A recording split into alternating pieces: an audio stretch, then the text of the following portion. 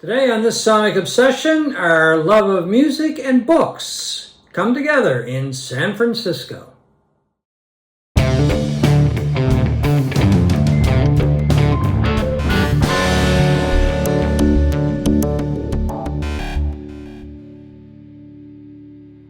Hi folks, I'm John Whidden. Right over there is Steve McLeod, and in the middle is Halifax author and friend of ours, Peter Moreira.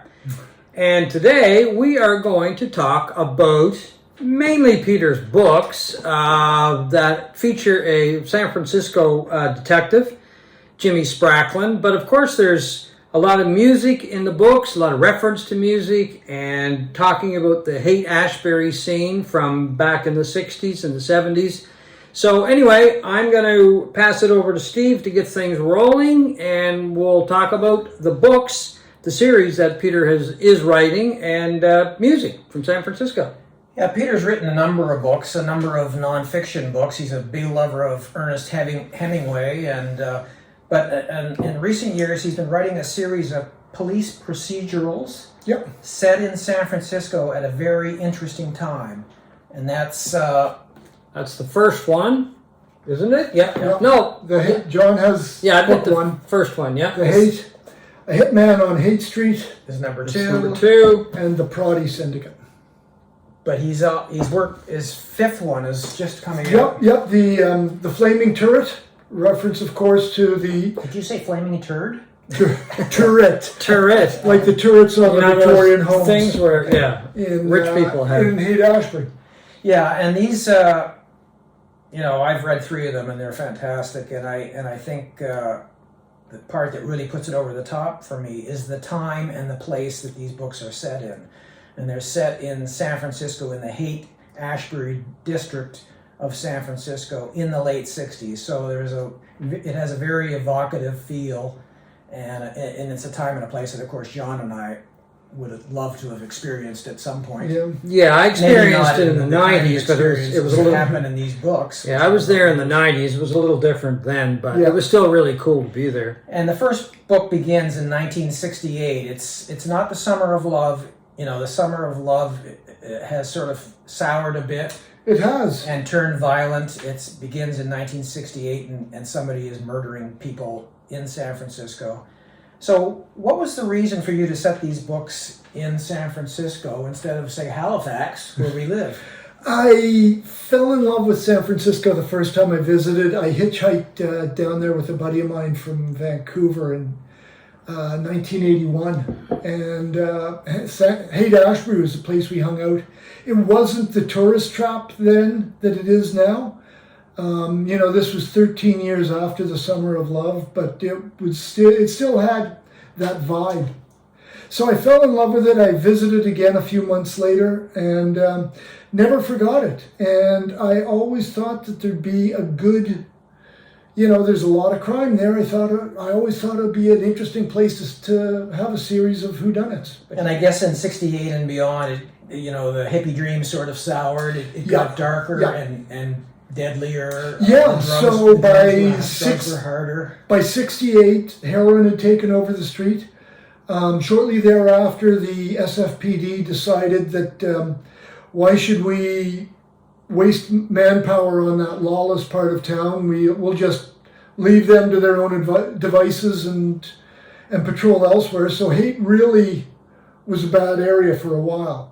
Now the music weaves itself in and out of the books, the ones that I've read anyway.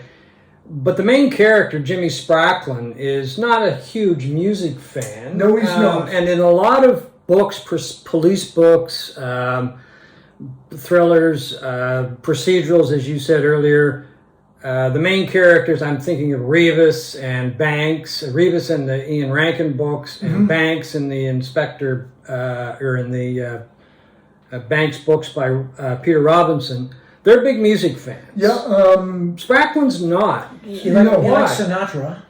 He's sort of mild, middle of the road stuff is really what he would like. He doesn't disparage rock and roll, which I'm sure we all remember our parents doing. But yeah, you can add my favorite cop, Harry Bosch, Yeah. huge Yeah, jazz Boss loves fan. jazz. Yeah. And Ionesbo's Harry Hole is he's a fan of classic rock. But yeah, the thing is, there are characters in the books who are musicians and songwriters, and that's where the musical theme comes from in the books. I wanted to ask you about that because one of the things that really impressed me about these books was your ability to write lyrics. And, there's a character in there, Jasmine, kind of a blonde, folky singer, a la kind of Joni Mitchell. Burnout, yeah. And she's sitting there singing a number of times throughout these books, and you do the lyrics. You print the lyrics. Yeah. How difficult was that to write? That is so much fun, Steve. It is just a joy. Seriously? Writing, I would think that would be one of the hardest things to write it right, authentically. well, usually when I'm writing the book, I'm writing through and then, with yellow highlight behind it, I have an all-cap break and it says, put lyrics in here. Mm-hmm. But the writing itself is pretty restrained. I try not to get too flowery, try not to get too colorful. If I have a role model in terms of style, it would be Michael Connolly. But the lyrics are where I can have fun with language. And so it's an indulgence for me as much as anything. Is that something that you end up doing separately? Like you just stop and maybe do it and after you write? quite often, written out by hand. Okay. And when I'm writing, I always have music on. I have to turn off the music, and with a lot of the songs, I've got a song, like a melody in mind. Sometimes I'll listen to that song over and over again. Okay, so if you're writing the book and you're listening to music, are you listening to San Francisco bands for the most part? I'm listening to the stuff I always listen to, and that would be Dylan, Springsteen, the band, Elton John, Creedence, a lot of Van Morrison, two-ply Brand X classic rock that I've been listening to since I was riding that bicycle in 1967. Well, we all were. Yeah, exactly. Yeah. That's basically We can all remember, the chart toppers on CJCH way back when. Yep. So it's not so much focusing in when you're writing, listening to all San Francisco music in the And background. John, on that point, there's not really a San Francisco sound. Not that I can discern. There was definitely a Detroit sound. In the 70s there was a Philadelphia sound. It's hard to look at the Grateful Dead, Janis Joplin, Moby Grape, and say, okay, this is what links them all. They're groups from San Francisco, but you're right. There's not really a sound. There's because more. The Jefferson Airplane is totally different than there's Grateful Dead. more in visual arts that you can see themes develop than in music. Well, certainly a band like Creedence came from the Bay Area, and they sound Santana. Santana. They don't sound like they came from Southern California. Well, Creedence sounds like they came from the swamp somewhere. Yeah. I always thought that Creedence, for years, I thought Creedence was a Southern band. Yeah. It has Very that swampy feel. rock and roll sound to them, and they're a Bay band. Yeah. But these books are not, everybody thinks, I guess, of Haight-Ashbury. They think Haight-Ashbury 60s into the 70s as being, flower power, everything was peace, love, that kind of thing. And yes, of course, after Altamont, it did get dark. But the books are not light. They're dark as well. There's a lot of evil going on. Dark without being gory. I want them to be accessible to people. I want it to be a good, entertaining read. And they're not cozy mysteries by any stretch of the imagination. Jimmy Spracklin is a tough cop who rolls with the punches. He has a drinking problem, and it's And like a lot of parents during that time, his daughter has disappeared into the mass of young people. I should add that if you go on petermoreira.com and join the mailing list, you get a free prequel, which is set in the Summer of Love, which deals with his daughter Marie running away to Haight-Ashbury. Right. And he's still looking for her in the Haight. I haven't read the last 2 books in the series so far, but I was wondering, curious, does Altamont ever appear? Altamont was 1970, is that right? 69. 69. 69. Yeah. So probably not. So the Flaming Turret just came out. Turret with two syllables. Next, I'm going to work on a modern book set in San Francisco right now, called The Presidio Biotech. And then there's a murder set in Fillmore, the Fillmore. And then there's Rendezvous at Woodstock. So there will be actually a murder at the Fillmore Concert Hall? Yep. Oh, really? Yep. Okay, that sounds interesting. That'll be good fun. Well, I would have killed to see a couple of the concerts at the Fillmore. Yeah, so so I guess did that's I, sort yeah. of, Yeah. I saw the Waterboys there. Did you? And yeah, great show and great venue. And the best thing about it is they've got all the old posters framed and on the walls. And it's just fantastic to walk around looking at all those. I want to ask you about the research necessary to do these books, because you do depict what seems to me as a non-San Franciscan, a very accurate portrait of the time, the place, the actual locations. How many times have you been to? It would be 10, 11, 12, something like that. My wife and I are pet sitters. We're on a pet sitting network, and we're repeat pet sitters with a woman who lives in part of San Francisco called Dog Patch. It's where the Appropriate. It's where the Chase Center is. Oh yeah. Yeah, I saw the Eagles and the Who at the Chase Center just walking over and walking back. So yeah, we can stay with her every year, and yeah, we go down about once a year. I adore her dog. So how accurate then is your portrayal Pretty of damn places, accurate. buildings? And there's a museum on Ashbury Street. There's a group of citizens that are preparing a Haight-Ashbury museum, and they're collecting everything. And these books are in there. Oh, cool. And the driving force behind it is a guy called Stan Fluoride, and Stan's a fan of the books. Stan's a huge font of knowledge. Well, that's one of the interesting things about the books that I really liked is the location and basically the tour around San Francisco that you get in the books. I've only been there once. I loved it, fell in love with it, keep saying I'm going back.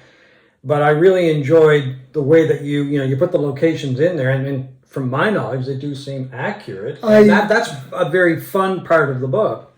A reader from LA wrote me 2 weeks ago to say, I mentioned in book 4, I think, Spracklin going back on the 101 to drive north. He says, no, nobody in the Bay Area calls it the 101. They call it the drive or whatever. And I said, okay, I got that wrong. In the Haight, there's one series where Marie and Andy Fox are just under the Coit Tower, and there are birds in the trees that they're looking up at. Those were green parrots, which are there now. But Stan told me, no, you can't do that. The green parrots didn't come until 1980. So I had to change the birds around. I'm going to get stuff wrong. I mean, authors always do. So what is your favorite music that came out of the Bay Area? It doesn't have to be during exactly that period, but what do you like? So my favorite Haight-Ashbury artist would be Janis Joplin. Janis lived on Ashbury Street, not far from the Grateful Dead house. There's my favorite Janis album, Janis, Big Brother and the Holding Company. Yeah. Cheap Thrills, fantastic album. And I do like Pearl a lot too, though. Pearl was the posthumous album. But her old house was on sale. Like, it's 4 units. It's on sale for about $2 million, and I thought that is the ultimate rock and roll memorabilia. I didn't buy it though. Yeah. My favorite, the song on Pearl I find most interesting is "Buried Alive in the Blues." because she was supposed to go back the next day and record the lyrics for it, or record the singing over it. And I just cannot conceive of that song with someone singing over it. It sounds like it's meant to be instrumental. It mystifies me. That was written by Nick Gravenites, I believe, a blues guy from years Chicago, Butterfield. If I remember correctly, yeah. There's a few Canadians on that album too, I think. Have to mention that as well.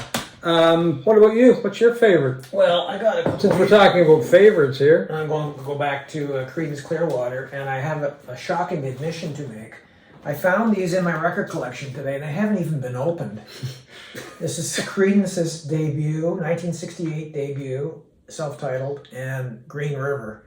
It's hard to believe that these guys put out 3 albums in 1969. In 1969. Yeah, Green unbelievable. River. And what albums as well. Yeah, one of the great things of a Creedence album is you didn't even really have to buy the album, because the singles, there was, I think, almost every tune from so many of their albums became singles. They were all over the radio there for a very long time. So you didn't even have to really buy the albums. Obviously, you didn't even open them. So well, this is open, but it hasn't been played because it's still in the original paper sleeve, which I never keep. So I don't know what's going on with my brain, but Green River this is my favorite Creedence album, is the debut with the covers of I Put a Spell on You and Susie Q. Just great. Okay, this is probably my Cosmos Factory. This is probably my favorite you can't San Francisco band album. Yeah. Grateful Dead, Working Man's Dead, Love the Dead, but this would be at the top of my list. That's the new Rhino. This is the new Rhino version, yeah. My older version is upstairs, but that's a gatefold. The original was not a gatefold. Yeah. So that's kind of cool. And the sound is amazing. So a few years ago, I mentioned I'm close to the Chase Center. Fish was playing at the Chase Center. Mm-hmm. And I went to see them. I had just flown in that day. I was kind of tired. I had a good seat out of railing. And a guy dropped right in front of me. And like it killed him. This guy died right in front of me. Which the concert went on. And so I was tired. I just saw a guy die. I don't know much about Fish. So about midway through the second set, I thought, okay, well, this just wasn't my night. So I went home. Shortly after I went home, Bob Weir got up and played 5 songs with Fish as a surprise guest. And I'd never seen the Grateful Dead. I never saw a Dead concert, and that was my chance. Little did I know it, to see to see one of the members of the Grateful Dead. Well, there's always Dead and Company. There's always Dead and Company. I think down the road now, we're going to head out. Down at the Sphere in Las Vegas. That's right, yeah. Fish is playing there too, at the Sphere, yeah. So anyway, any last words, Peter, on your books, the influence? First of all, finally, thank you so much for having me here. I could talk about these books all day. I won't. You're lucky. No, thanks for having me on. Thanks for the interest in the books. Well, I would encourage people to read them. I've read 3 of them, and they were very entertaining. I'm reading this one right now. Love the first 2. So anyway, folks, that is our marriage today of music and books from San Francisco with our special guest, Halifax author Peter Moreira. And thank you for watching this Sonic Obsession.